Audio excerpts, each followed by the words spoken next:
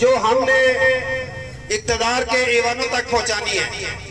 यहाँ हर इंसान की अपनी अपनी पहुंच, औकात, तालीम और सोच के मुताबिक उसको ये पैगाम पहुंचाना है।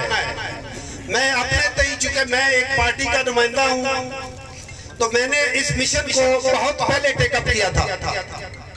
मैं इस मिशन को लेकर उस वक्त के वजीर मनसूबाबंदी के पास गया, उसके बाद दोबारा हम उनके पास गए।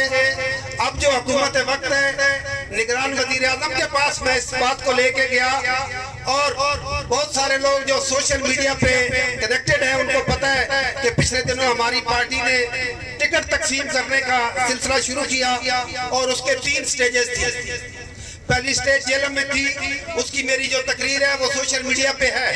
मैंने वहाँ टिकट नहीं मांगा, वहाँ पे भी मैंने यही कहा कि हमारी तहसील की तरफ देखे, पूरे पाकिस्तान में 404 तहसीलें हैं और हम 400 के बाद आते हैं तरक्की के लिहाज से। तो अभी वाले इंटरव्यू में मियाँ साहब ने मेरे से पूछा कि क्या आप सिंध से भी बुरा हाल है, तो मैंने उनको बताया कि हमारा सिंध और बलूचिस्तान से भी बुरा हाल है। तो बात यह है कि उलमा ने ये जिम्मेदारी ली है और हम इनके लिए मशकूर हैं। ये काम इनका नहीं है, इनका काम हमें दीनी तालीम देना है, इनका काम हमें अपनी आखिरत की फिक्र में हमारी तरबियत करना है। ये काम हमारा है, ये काम उन लोगों का है। यहाँ पे और भी 2-3 मेरे भाई बैठे हुए हैं जो इस तहसील की, इस हल्के की नुमाइंदगी के ख्वाहिशमंद हैं, जिनमें से एक मैं भी हूँ। ये काम हमारा है। मुझे शर्मिंदगी हो रही है कि हमारी क्लास के लोग, चाहे वो मैं हूँ, जुताना साहब हो या पहले वाले हो, हम नाकाम हुए हैं। इसके लिए मैं पूरी तहसील के लोग जो यहाँ पे बैठे हुए हैं उनसे माफी मांगता हूँ कि ये सियासतदानों का काम था। ये तरीका नहीं है, बिल्कुल ये तरीका नहीं है कि आप अवाम को इकट्ठा करके एहतजाज करें और अपने काम करें। क्या यही एक काम हमारे पास रह गया है? लेकिन हमारे उलमा को, हमारी सिविल सोसाइटी को, हमारे सहाफियों को, हमारे कारोबारी लोगों को आज अपना कारोबार बंद करके यहाँ आना पड़ा है कि शायद हमारे पास एहतजाज ही एक आखिरी तरीका रह गया है। मैं कतन ये नहीं कह रहा कि हम इसमें शामिल नहीं। अगर मैं इसमें शामिल नहीं होता तो मैं कल मुफ्ती बशीर साहब ने आपको बताया इनके साथ वहां नहीं खड़ा होता। रात को मैं यहाँ इसलिए आ गया था कि सुबह धुंध ना हो, और सुबह भी सबसे पहले मैं इनके पास पहुंचा हूँ और आखिरी वक्त तक यहाँ बैठने के लिए तैयार हूँ।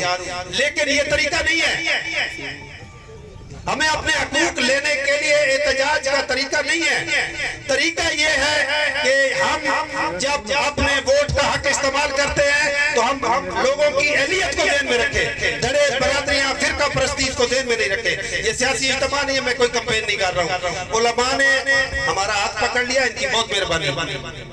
मैं मुफ्ती साहब को और अलामा साहब को, पीर साहब को, सबको यकीन दिलाता हूँ, जिस तरह भी इन्होंने अभी कहा है, जो भी 400, 200, 600, 150 जो भी बंदे मेरी बात मानेंगे, आप जहां कहेंगे, आप लीला चौक में कहेंगे, आप पिंडदादन खान में कहेंगे, आप इस्लामाबाद असेंबली हॉल के सामने कहेंगे, या आप किसी हाई कोर्ट के सामने कहेंगे, इंशाअल्लाह मैं आपके साथ खड़ा हूं। और असल में तो आप हमारे साथ खड़े हैं। असल बात तो ये है कि आप लोग हमारे साथ खड़े हुए हैं। ये हमारी जिम्मेदारी थी जो हम नहीं पूरी कर सके। अब आपने लीड रोल ले लिया है, आप जो भी हमारी जिम्मेदारी लगाएंगे। दामे दरमे सुख ने ये एक लफ्ज बना हुआ है, मैं इस तीनों अल्फाज के मतलब को समझता हूँ। मैं हर लिहाज से जो भी मुमकिन होगा, जो आप जिम्मेदारी लगाएंगे, बेशक दिल खोल कर जिम्मेदारी लगाएंगे। जितने लोग कहेंगे, जो पैसे कहेंगे, फंड कहेंगे, गाड़ियां कहेंगे, बंदे कहेंगे, जहां पे भी आप कहेंगे, मोटर में बंद करनी होगी तो वहां पे आपके साथ हाजिर है। जो आप लाए अमल बनाएंगे, चूंकि आप लोग इसमें आगे आ चुके हैं, हम उस आपकी कमेटी का हिस्सा नहीं है। अगर कमेटी में रखते तो जाहिर है हम आपको कोई राय भी देते, लेकिन अब हम आपकी राय के पाबंद हैं। ये हमें कर लेना चाहिए था, हमने नहीं किया। अब हम आपकी राय के पाबंद हैं, हम आपके हुक्म के पाबंद हैं। जो भी आप हमारी जिम्मेदारी लगाएंगे उसमें इंशाअल्लाह आपके साथ शाना बशाना खड़े होंगे। अगर आप हमें अगली सफ में खड़ा करेंगे तो हम अगली सफ में होंगे। अगर आप हमें अपने कंधे के साथ खड़ा करेंगे तो कंधे के साथ खड़े होंगे। अगर आप हमें किसी पिछली सफ में खड़े होंगे, मैंने जिंदगी में सारी जंगें हर सब में खड़े होकर लड़ी हैं, इंशाल्लाह इस जंग में आपका साथ देंगे। लेकिन अवाम के लिए मेरा पैगाम ये है कि ये तरीका नहीं है, आपके पास 8 फरवरी को एक मौका होगा, उस मौके को अच्छे तरीके से इस्तेमाल कीजिएगा। शुक्रिया।